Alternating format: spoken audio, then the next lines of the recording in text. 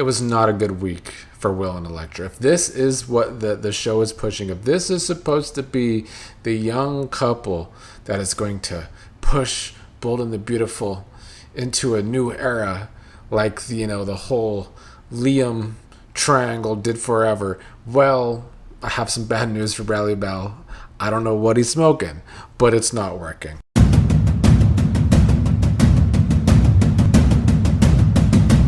What's up, everybody? Gonna be a quick recap of this past week of Bold and the Beautiful, the week of April 20th through 24th. I'm feeling a little under the weather, so I might actually be more harsh than maybe I intend to be. But honestly, I don't think probably not, because Bradley Bell is on something. And I don't think it's the good marijuana. I think it's much, much worse. I don't know what Bradley Bell is smoking, but it's always been something. The writing on this show is so questionable so that I don't even know what to say about these past week worth of episodes, because what is this younger set on this show? I am not afraid of anyone that watches my other soap opera recaps to talk shit about acting when it is bad on soap operas. And that is part of the problem with the younger set, I do feel like, of the quad triangle of RJ, Electra, Will, Dylan. 2 out of 4 can't act, talking about RJ and Electra. And Will can only do it half the time. Will has great chemistry with Dylan. I know he's Joshua Morrow's son. When he's into a scene and not having to repeat himself in the same argument with RJ, it comes out a little more. But the good thing about Will is that he does have chemistry with Dylan, although that's not who they're pushing him with.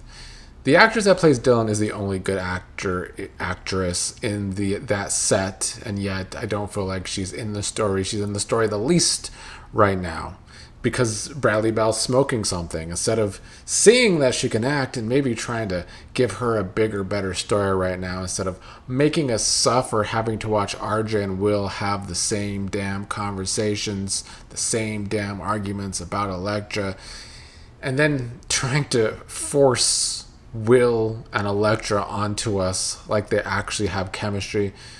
It was not a good week for Will and Electra. If this is what the show is pushing, if this is supposed to be the young couple that is going to push Bold and the Beautiful into a new era, like the whole Liam triangle did forever, well, I have some bad news for Bradley Bell.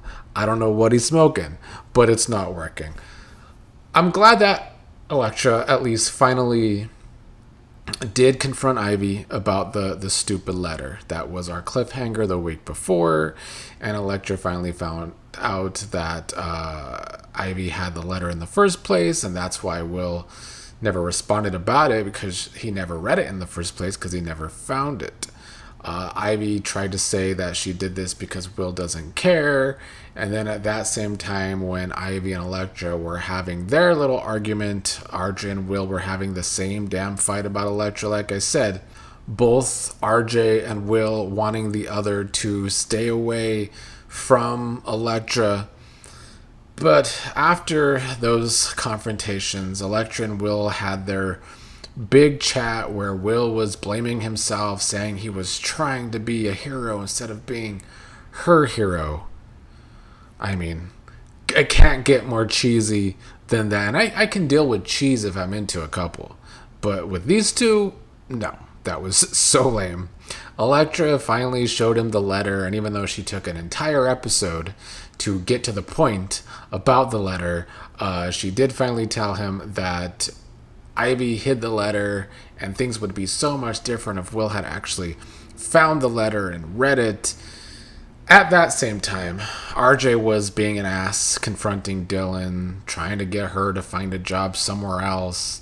Another problem with Bradley Bell's writing is not only do the same characters repeat the same lines for the entire week, but then he has other characters repeat the same lines that prior characters have said to another character, because we just spent a couple of weeks of Electra trying to get Dylan to leave Forrester and find another job. Well, I guess it was RJ's turn to try and get her to leave Forrester and take Will with her so that they can leave Electra alone.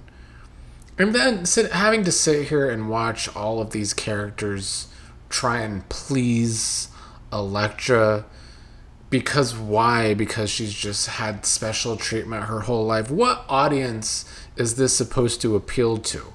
Who does Bradley Bell think is watching this show?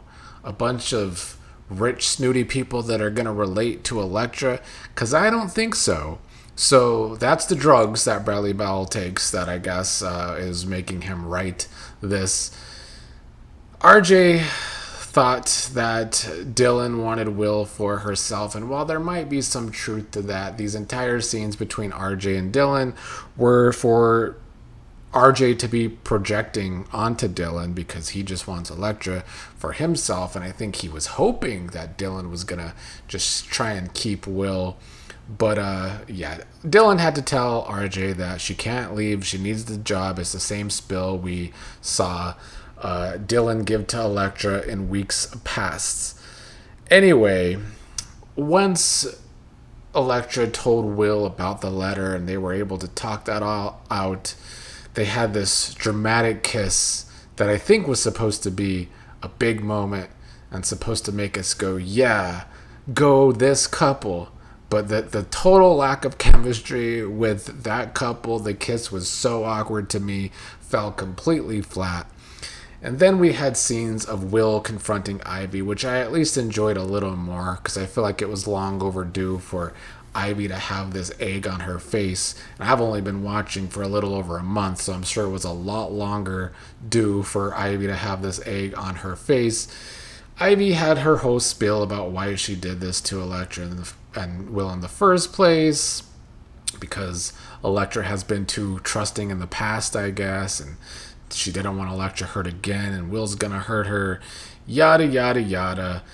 The confrontation between Will and Ivy was fine. It was in front of Ridge and Brooke, too, which I'm sure was frustrating to Ridge, who thinks that everyone at Forrester should be working instead of doing all this drama all the time, but he plays into the drama a lot too.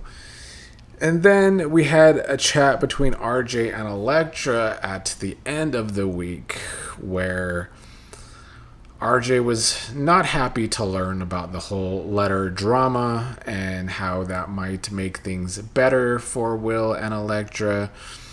RJ basically tried to beg Electra not to go back to Will. It was bad because these are the two actors that I don't think can act very well in the whole younger quad triangle. So yeah, it was a miserable week with these younger characters. I don't think I can do another week that is mostly dedicated to this specific storyline because it's not good. And then the acting in it certainly doesn't help. But I did enjoy Ivy having a bit of a downfall. I don't like that the character's leaving. I was kind of hoping there would be more of an aftermath after everything she did and was being a weirdo, but I read that the actress is pregnant and probably that's why she's leaving the show for a while. So I guess that's fair enough. The only other story that got a little bit of time towards the end of the week was the Logan fashion show that Katie and Bill put on with Eric's Designs, where Eric was watching it on TV, feeling screwed, I guess, feeling miserable about it, even though from what I've read and what I've seen, Eric went to Logan in the first place to make these designs for Katie and Bill. So for Eric, and especially Brooke and Ridge, to feel some kind of way about that, it's so stupid. It's another one of those storylines on this show where it's like, where is the substance to this storyline? Instead of just making most of your characters in it seem stupid. And then the worst part of it is that somehow in the end, Forrester will come up on top like they always do, even though Brooke and Ridge and Eric have sounded completely idiotic for weeks and weeks that I've been watching this show again. But the fashion show went well. Katie was worried about it, stressed about it. She doesn't like the way Brooke is acting about it. Bill had to try and get Katie to see things through a new light, and then the fashion show went off, and it was good because it was Eric's Designs, but oh my, how are Katie and Bill gonna find another designer to match Eric's Designs? Which, by the way, pretty mid at the fashion show, but I guess it was a success. I would like them to introduce a new character that's like a really good fashion designer to like really just actually win against Forrester this time. Don't see that happening though. And then at the end of the week, this show likes to make their characters look pathetic, and for most of the week it was RJ and even Will and Ivy at times, but also Katie, who doesn't like that Brooke came over after the fashion show to not congratulate her. Katie's so upset that her sister won't congratulate her. So that little sisterly rivalry continues, where Brooke looks like the big ass, but I'm sure Forrester will still win. So not a great week of Bold and the Beautiful. That younger set storyline is not good. When can we get back to Sheila, Deacon, and even Taylor? Even though Taylor is miscast, I would like to see her over this younger set for sure.